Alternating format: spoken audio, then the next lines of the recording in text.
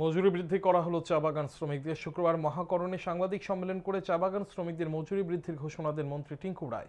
সাংবাদিক সম্মেলনে মন্ত্রী টিঙ্কু রায় জানান, 2018 সালে চা বাগান শ্রমিকদের মজুরি সর্বশেষ বৃদ্ধি করা হয়েছিল। সেই সময় প্রাপ্ত বয়স্কদের 105 টাকা থেকে মজুরি বৃদ্ধি করে করা হয়েছিল 176 টাকা। অপ্রাপ্ত বয়স্কদের 52 টাকা থেকে মজুরি বৃদ্ধি করে করা হয়েছিল 88 টাকা। কিছুদিন পূর্বে চা শ্রমিকদের মজুরি সংশোধনীর দাবির ভিত্তিতে রাজ্য সরকার বিধায়িকা স্বপ্না দাস পালের নেতৃত্বে 10 সদস্যকে একটি কমিটি গঠন করে দেয়।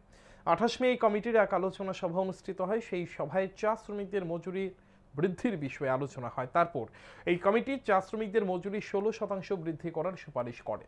16% মজুরি বৃদ্ধি করার ফলে বর্তমানে প্রাপ্ত বয়স্ক শ্রমিকদের মজুরি বৃদ্ধি পেয়ে দাঁড়াবে 204 টাকা।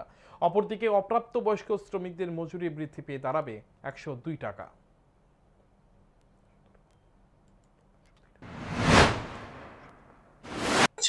অলমোস্ট আমরা বলতে পারি রাজ্যের সমস্ত চা বাগান পরিবারকে প্রধানমন্ত্রী আবাসের আওতায় আনা হয়েছে।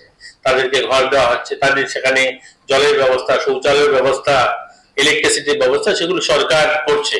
তো সেই দিকগুলো সমস্ত দিক দেখে আমরা 176 টাকার থেকে বাড়িয়ে এটাকে 204 টাকা করা হয়েছে। আজকের পর থেকে যখনই গভর্নমেন্ট অর্ডার বার করবে তারপর থেকে 204 টাকা এখন থেকে আমাদের চা শ্রমিক যারা রয়েছেন তারা পাবেন। হ্যাঁ, তো এটা এপ্রিল থেকে ওনারা ডিসিশন নিচ্ছেন যে 204 টাকা তারা পাবেন। এবং অপ্রাপ্ত বয়স্ক যারা রয়েছে, যারা যেখানে 88 টাকা পেত, তারা 102 টাকা পাবে।